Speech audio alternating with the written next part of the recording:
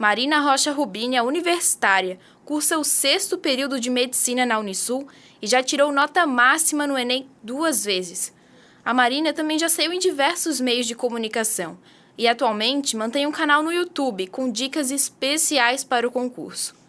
E se você vai fazer o Enem neste final de semana, dá uma olhada na nossa conversa com a Marina e aproveite para relembrar o que você pode e não pode fazer nas provas. Marina Rubini, nota 1000 no Enem por 2 vezes. Marina, o Enem está chegando aí. Quais são as dicas que você tem para os candidatos desse ano? Em relação ao Enem, pessoal, redação principalmente, a primeira dica é observe com cuidado a proposta. Geralmente o tema em negrito é apenas o principal que você tem que dizer, mas os textos de apoio eles têm extrema importância para o candidato entender qual é a abordagem que o corretor espera de você. Não é simplesmente o que está em negrito, né? Então tem que entender o posicionamento de cada texto. Geralmente tem um que defende uma ideia, o outro contraria. Depois tem uma imagem, que é uma linguagem não verbal também muito importante para expressar a plenitude do texto. Tem que observar o número de linhas, no mínimo 7, no máximo 30 linhas, nunca passar no máximo. Geralmente 7 linhas eu considero muito pouco, então pelo menos escrever umas 20, 25 linhas, que é o ideal. E claro, né, ficar atento ao tema como um todo. Sempre respeitar os direitos humanos, então são as principais dicas para o candidato se sair bem e conseguir a nota 1000.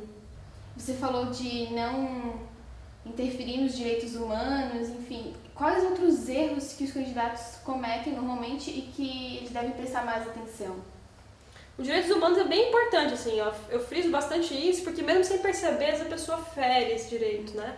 Por exemplo, falando de cotas sociais, podendo falar que os cotistas são aproveitadores de vagas, quando na verdade é um direito de lei que eles têm. E também nunca dizer, por exemplo, que a violência urbana, para ser resolvida, os bandidos devem ser punidos com a morte, porque bandido bom, bandido morto, sabe? Essas coisas elas acabam muitas vezes sem perceber entrando no nosso texto e realmente não fica bem vista às olhos do corretor. E de todos os temas de redação que você fala no seu canal, quais são os favoritos para esse ano? Eu acredito que tem 3 temas muito fortes, na verdade tem muitos outros, mas assim, se eu posso citar hoje, agora na oportunidade, 3 temas. O primeiro deles seria filho de 4 patas, né? No sentido de que saiu uma pesquisa recentemente que no Brasil as famílias brasileiras já possuem mais animais de estimação do que crianças. O segundo deles é o direito à greve dos profissionais de saúde. Esse ano de 2015 está tendo greve por tudo quanto é lado, de diferentes categorias, e os médicos, os enfermeiros, farmacêuticos também estão inclusos nessa porcentagem de greve. Então, muitas pessoas criticam, falando que não é certo isso, porque a saúde é um direito à vida, mas lembrando que o serviço de urgência e emergência fica sempre aberto, sempre disponível, mesmo em situação de greve. Esse sistema continua funcionando, né? Mas, por outro lado, tem que lembrar que esses profissionais, como qualquer outros, eles têm o direito de lutar por reajustes salariais, por melhores condições de trabalho. E um terceiro tema é a guarda compartilhada, que em dezembro de 2014 ela foi aprovada. Então, filhos de casais separados, ele não deve ficar nem com a mãe nem com o pai, mas sim com ambos. Os pais devem dividir a rotina, você vai ficar na semana na casa de um, ou depois na outra semana na casa do outro.